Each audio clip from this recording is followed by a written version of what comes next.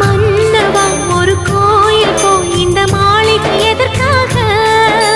தேவியே என் ஜீவனே இந்த ஆலயம் உனக்காக.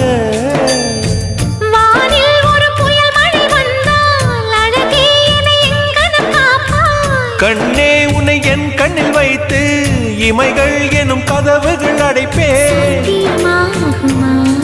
நான் சத்தியம் செய்யவா? தொடு தொடுவெனவே வானவில் என்னை தூரத்தில் அழைக்கின்ற நேரம்.